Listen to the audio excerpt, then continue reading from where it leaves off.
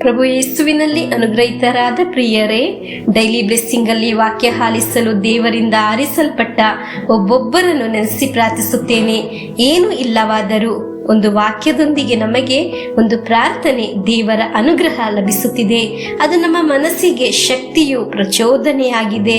ಎಲ್ಲ ಮಹಿಮೆಯು, ಮಹತ್ವವು ದೇವರಿಗೆ ಸಲ್ಲಲಿ. ದೇವರು ಎಲ್ಲರನ್ನೂ ಅನುಗ್ರಹಿಸಲಿ.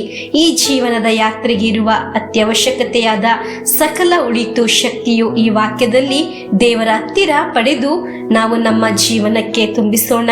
ನಮಗೆ ಮುಂದೆ ಸಾಗಲು ದೇವರ ಸಹಾಯ, ಅನುಗ್ರಹ ಬೇಕು. ಪ್ರಿಯರೇ, ಇಂದು ನಾವು ಆಲಿಸುವ ವಾಕ್ಯ ಯೋವಾನನ ಶುಭ ಸಂದೇಶ 8ನೇ ಅಧ್ಯಾಯ 12ನೇ ವಾಕ್ಯವನ್ನು ಆಲಿಸೋಣ. ಬಳಿಕ ಯೇಸು ಸ್ವಾಮಿ ಜನರನ್ನು ಮತ್ತೊಮ್ಮೆ ಕಂಡು ಹೀಗೆಂದರು, ನಾನೇ ಜಗಜ್ಯೋತಿ, ನನ್ನನ್ನು ಹಿಂಬಾಲಿಸುವವನು ಕತ್ತಲಲ್ಲಿ ನಡೆಯುವುದಿಲ್ಲ, ಜೀವದಾಯಕ ಜ್ಯೋತಿ ಅವನಲ್ಲಿರುತ್ತದೆ.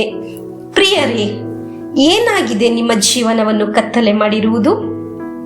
ದೇವರ ವಾಕ್ಯ ಆಲಿಸುವಾಗ ನಿಮಗೆ ಜೀವನದಲ್ಲಿ ಪ್ರಕಾಶ ಉಂಟಾಗುತ್ತದೆ. ಹಲ್ಲೆಲೂಯಾ!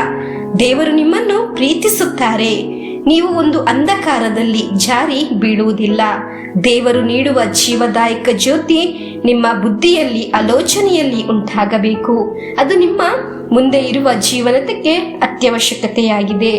ವಾಕ್ಯ ಪ್ರತಿನಿತ್ಯ ಆಲಿಸುವಾಗ ಜೀವದಾಯಕ ಜ್ಯೋತಿ ನನ್ನಲ್ಲಿ ನೀಡಿರಿ ಎಂದು ಪ್ರಾರ್ಥಿಸಬೇಕು. ಪ್ರಾರ್ಥನೆ, ವಿಶ್ವಾಸ ಯಾವಾಗ ಆಗಿದೆ ನಿಮ್ಮಲ್ಲಿ ಮರಣ ಹೊಂದುವುದು, ಆಗಿದೆ ನಿಮ್ಮ ಜೀವನದಲ್ಲಿ ಅಂಧಕಾರ ಬರುವುದು. ಯಾವಾಗ ಆಗಿದೆ ನೀವು ದೇವರ ಹತ್ತಿರ ಬರುವುದು, ದೇವರನ್ನು ವಿಶ್ವಾಸಿಸುವುದು, ಆಗ ಕತ್ತಲೆ ಹೋಗಿ ಜೀವದಾಯಕ ಜ್ಯೋತಿ ಬರುತ್ತದೆ. ಆಗ ಎಲ್ಲವೂ ನಿಮಗೆ ಸ್ಪಷ್ಟವಾಗುತ್ತದೆ, ಗುರಿ ತಲುಪಲು ಸಾಧ್ಯವಾಗುತ್ತದೆ, ಎಲ್ಲಿಯೂ ಬಿದ್ದು ಹೋಗುವುದಿಲ್ಲ. ದೇವರು ನಿಮ್ಮ ಒಬ್ಬೊಬ್ಬರನ್ನು ಅನುಗ್ರಹಿಸಲಿ.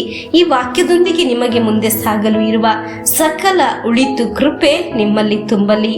ಅಂಧಕಾರ ಬಿಟ್ಟು ಹೋಗಲಿ, ಜೀವದಾಯಕ ಜ್ಯೋತಿ ಉಂಟಾಗಲಿ. ಆಮೇನ್.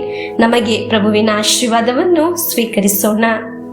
ನಮ್ಮ ಪ್ರಭು ಯೇಸು ಕ್ರಿಸ್ತರ ವರಪ್ರಸಾದವು, ದೇವರ ಪ್ರೀತಿಯು, ಪವಿತ್ರಾತ್ಮರ ಅನ್ಯೋನ್ಯತೆಯು ನಮ್ಮೊಡನೆ ಇರಲಿ.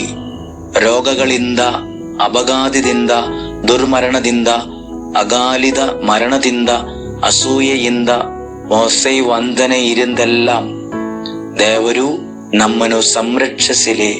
ಹಾಲೆಲೂಯಾ, ಆಮೇನ್.